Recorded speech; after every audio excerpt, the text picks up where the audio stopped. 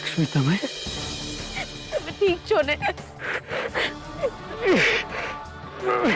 બહુ દુખે છે પગમાં. પગમાં દુખે છે તમે અહીંયા કેવી રીતે આવ્યા? પેલો માણસ થાય છે ને, એને પગમાં લાકડી મારી.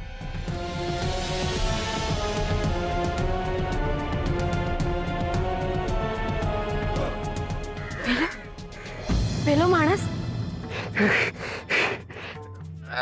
બહુ દુખે છે પગમાં. તમે ઊભા થાઓ, પ્રયત્ન કરો, ઊભા થવાનો પ્રયત્ન કરો. ચાલો ઊભા થાઓ.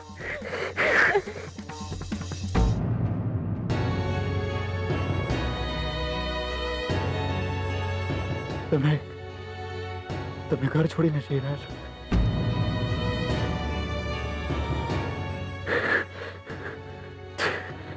તમે ઘર છોડીને જઈ રહ્યા છો?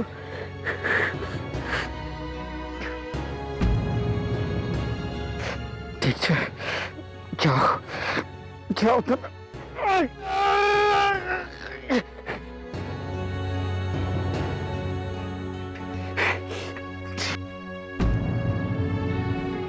તમે ઊભા થાઓ, ઊભા થાઓ. તમે આવો, પ્રયત્ન કરો.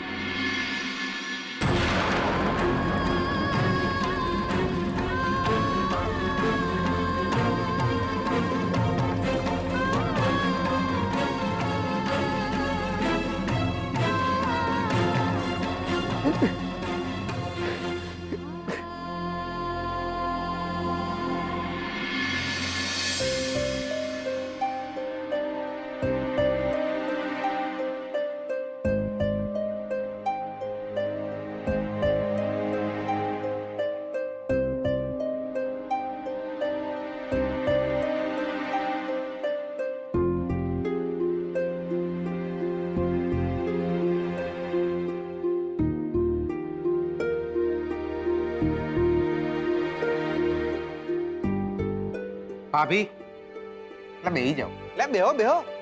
એટલે કહું છું શાંતિથી બેસો. બેસો તો બી ફોન તો લાગશે જ. જીગર પ્લીઝ, તારે મારી સાથે કોઈ જ વાત નથી કરવાની.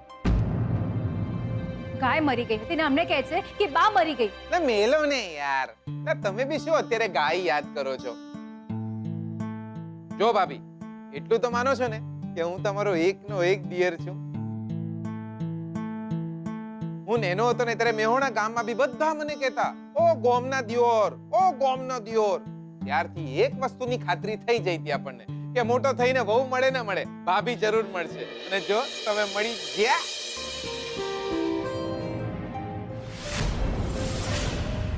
શોધન મહેતાનો કયો કેસ લડી રહ્યા છો તમે?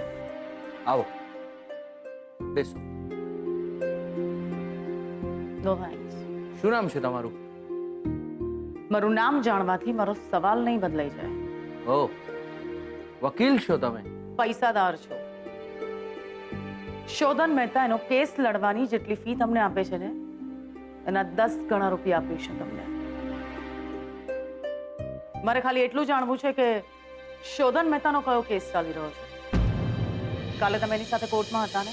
જો બેન, હું તમને ઓળખતો નથી અને આમ પણ હું મારા ક્લાયન્ટની કોઈ પણ વિગત કોઈને ના આપી શકું. વિચારી લેજો.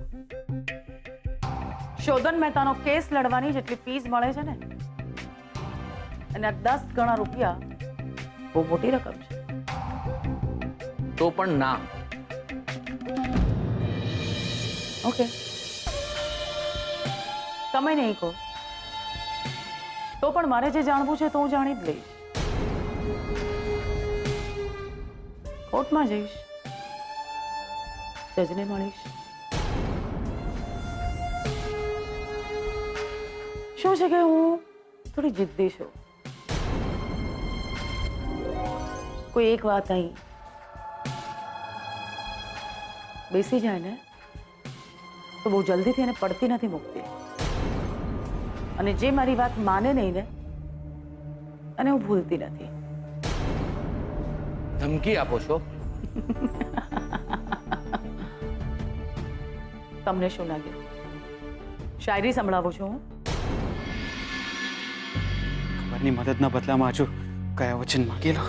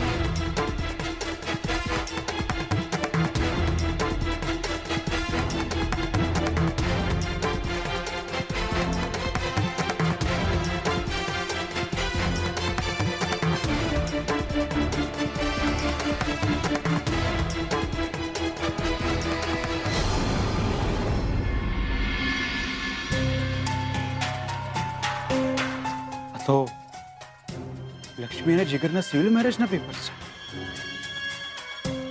રણજીત ફોએ પણ કહ્યું હતું કે એમણે આ પેપર જોયા છે.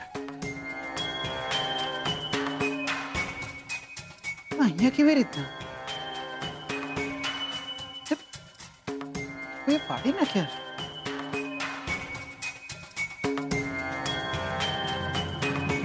આ પક્કા જાગી જ્યો દિયોર.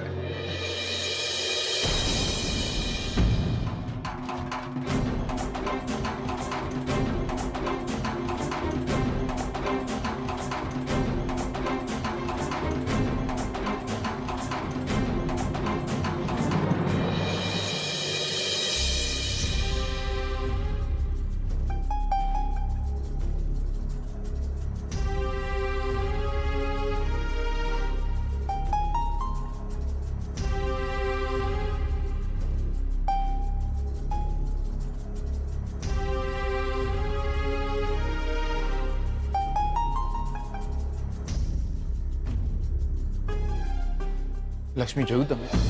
શોધનને એવું લાગે છે કે સાંભળ્યું મેં, પણ મને હમણાં એમના ગુસ્સાની નહીં, એમની સલામતીની વધુ ચિંતા છે. એમના માથે ઘાત છે માત્ર શાસ્ત્રીજીનું અનુમાન નથી. મને નફરત કરવામાં એ પોતે ભૂલી રહ્યા છે કે એમના માથે કાળનો પડછાયો છે. વારે વારે મોત એમને અડીને જઈ રહી છે.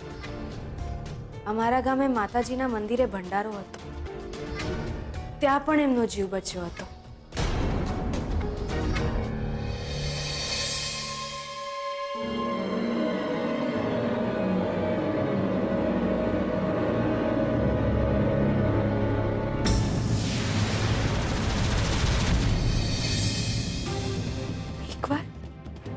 એકવાર એમનો ગાડીમાં અકસ્માત પણ થયો હતો,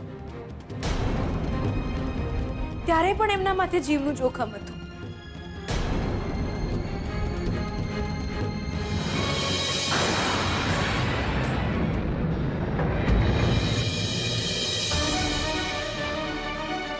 જો એટલે દર વખતે શોધનનો જીવ તમારા કારણે બચ્યો છે એમ ને? ભગવાન નથી હું કે હું કોઈનો જીવ બચાવું, પણ હા, દર વખતે નિમિત્ત હું બનું છું. એમની વાત સાચી હતી. એ માણસ પર દયા ખાવાની કોઈ જ જરૂર નહોતી. એ માણસ ફરીથી એમની પર હુમલો કરશે તો? એ માણસથી જ એમને જો જીવનું જોખમ હશે તો? એવું ના હોય દિયોર. એ તો લાકડી લઈને ફરે છે. જે માણસ હાથમાં આવે છે એને ધબકાઈ દે છે. આપણા શોધન સાથે એને દુશ્મનાવટ થોડી છે. ઝેરના પારખા ન હોય. એ માણસ જે કોઈ પણ છે, જો એ એમનો દુશ્મન તો એ મારો પણ દુશ્મન.